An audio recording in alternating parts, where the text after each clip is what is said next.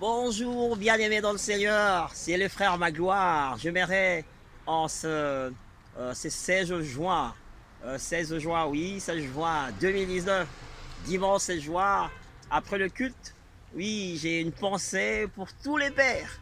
Tous les pères, voilà, en France, on a une date qu'on a arrêtée pour penser aux pères des familles. J'aimerais souhaiter une bonne fête de pères à tous les papas du monde entier, les papas qui sont en Asie, en Afrique, en Amérique, oui, en Europe, partout dans le monde entier. J'aimerais vous souhaiter une bonne fête de père. Oui, mon ami, c'est un honneur, c'est une grâce de la part de l'Éternel que tu sois père, que tu sois papa. Oui, que tu portes des enfants, que tu puisses avoir en fait des enfants. J'aimerais souhaiter une bonne fête de père aux pères qui sont mariés, aux pères qui ne sont pas mariés, oui, aux pères qui sont en devenir. Oui, merci. Disons merci à Dieu. Là où tu es, rends grâce à Dieu parce qu'il t'a donné de devenir papa, de devenir père. Et c'est vraiment un honneur, c'est une grâce de la part de l'Éternel. Mais ce matin, oui, ou cet après-midi, j'aimerais encourager un père de famille qui est découragé. J'aimerais encourager un père de famille qui a des enfants malades. Un enfant peut-être qui est resté très longtemps à l'hôpital, qui doit aller d'hôpital en hôpital, qui doit prendre des médicaments tous les jours. C'est peut-être une souffrance pour un père de famille de voir un enfant malade. J'aimerais encourager un père qui est au chômage, un papa qui ne travaille pas, qui est peut-être humilié. Oh, je pense à tous les pères en Afrique, les pères en Afrique qui sont au chômage, les pères en Europe qui sont au chômage. Peut-être que tu te sens humilié en tant que père, tu n'arrives pas à apporter le pain dans ta famille. Mais laisse-moi te dire que de la montagne sainte, l'Éternel est en train d'écouter, oui, ton cri. J'aimerais encourager un père qui a été abandonné de sa femme. Oui, abandonné de sa femme. Peut-être que tu as eu une mauvaise décision et que tu as cette décision, tu dois l'assumer aujourd'hui. Et que maintenant tu es à Christ, mais tu regrettes les décisions du passé. Mais dites-moi, laisse-moi te dire, frère, c'est que la Bible dit pour tous ceux qui vivent, il y a encore de l'espérance, il y a encore de l'espoir. Oui, et il n'y a plus de condamnation pour ceux qui sont à Christ. La seule manière pour ne pas vivre dans la culpabilité en tant que père, papa, c'est que tu puisses recevoir Jésus comme Seigneur et Sauveur. J'aimerais parler à un père qui est irresponsable, un papa, oui, touche, qui touche son salaire et dilapide tous les deniers familiales dans l'alcool, dans les tabacs, dans les jeux, la loterie ou le tiercé. Mon ami, j'aimerais te dire, retrouve ta place de papa parce que la grâce de Dieu t'a été donnée à devenir père. Il y a des hommes, il y a des hommes aujourd'hui qui cherchent des enfants, mais Dieu t'a donné d'être père, d'être un géniteur. Ne sois pas seulement un géniteur, mais sois un papa responsable, un père qui prend soin de ses enfants, un mari qui prenne soin de sa femme. Mon ami, retrouve ta responsabilité. Vous savez, être père, ce n'est pas seulement faire des enfants. Être père, c'est avoir la responsabilité de toute une famille. Tu dois sécuriser ta famille. Tu devrais apporter le pain, oui, dans la maison. J'encourage tous ceux qui sont au chômage, soyez réconfortés.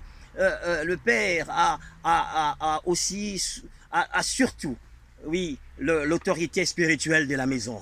Combien de papas enseignent-ils la parole de Dieu à leurs enfants? Combien de pères passent-ils du temps avec les enfants, leur enseignant la parole de Dieu?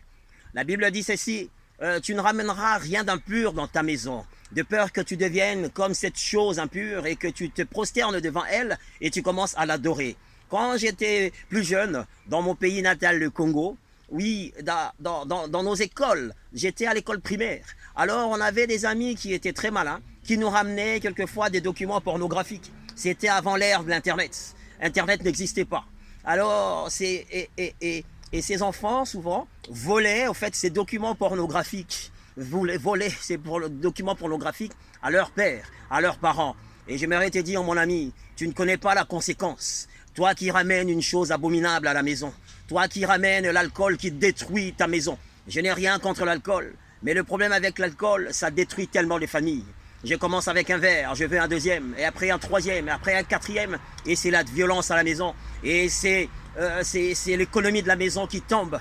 La cigarette qui détruit notre corps. La cigarette, le tabac qui détruit. Mon ami, si tu es un père, tu es sous addiction d'alcool. Si tu es un père, tu es sous addiction du tabac. J'aimerais te dire, Jésus est la porte d'issue. La Bible dit, venez à moi, vous qui êtes chargés et fatigués.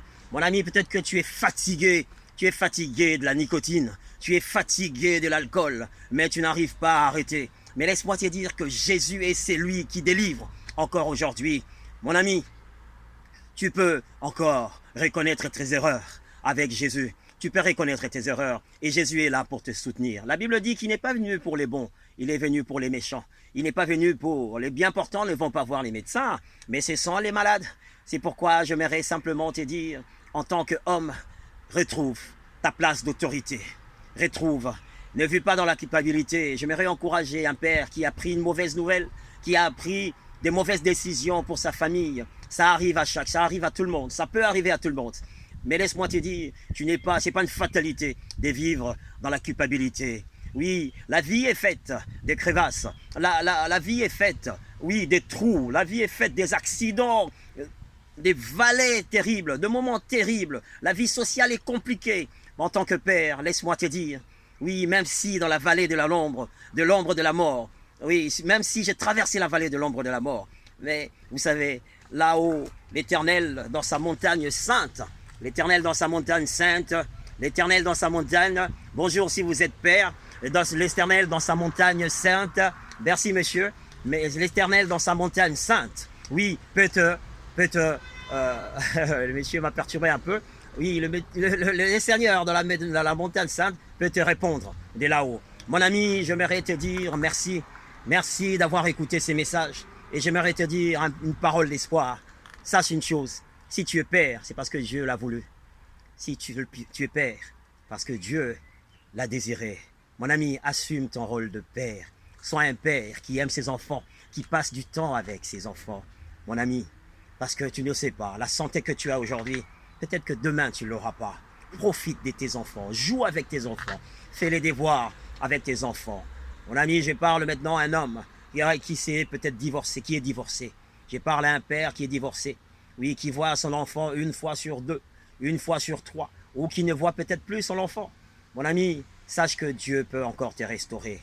Et j'ai prié pour tous les jeunes gens qui aspirent à devenir papa un jour. Mon ami, continue. Commence déjà à réfléchir comment éduquer tes enfants. Ne pense pas seulement à la fête de mariage, mais pense à l'éducation de tes enfants. Comment tu vas économiser pour les éduquer? Oui, comment tu vas leur enseigner la parole de Dieu? Mon ami, sache que tu as un rôle, tu as le rôle principal de ta famille en tant que papa. Tu as le rôle principal en tant que mari dans une maison. Et j'encourage les jeunes gens à se marier d'une manière digne selon les seigneurs. Mon ami, et si tu es un père de famille et que tu n'as pas encore honoré ta femme, j'aimerais dire une chose, honore ta femme, oui, en l'épousant, honore ta femme. Ne cherche pas une grande fête, mon ami, parce que la vie est compliquée. Oui, honore simplement ta femme, honore tes enfants. Oui, sois présent dans ta maison, sécurise ta maison, sois l'homme des prières de ta maison. Retrouve ta place de père. Sache que l'Éternel sera avec toi. Bien-aimé, soyez bénis. Et encore une fois, bonne fête de père à tous les papas du monde entier. Une dédicace spéciale pour le père congolais, le papa congolais, oui, au Congo, Kinshasa. Je vous salue tous dans le nom précieux et puissant de Jésus. Oui, soyez bénis, soyez bénis, soyez bénis.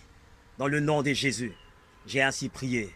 Que le Seigneur bénisse. Que le Seigneur vous bénisse dans vos familles, que le Seigneur puisse vous réconcilier dans vos familles.